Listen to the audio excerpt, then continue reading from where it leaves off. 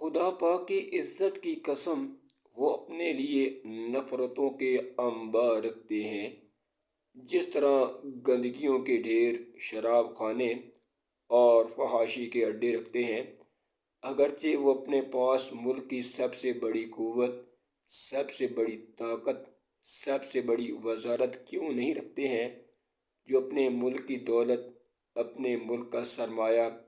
اپنے ملک کی امانت دوسرے ممالک میں رکھتے ہیں۔ اپنی عوام، اپنے ملک کی خوشی، خوشحالی،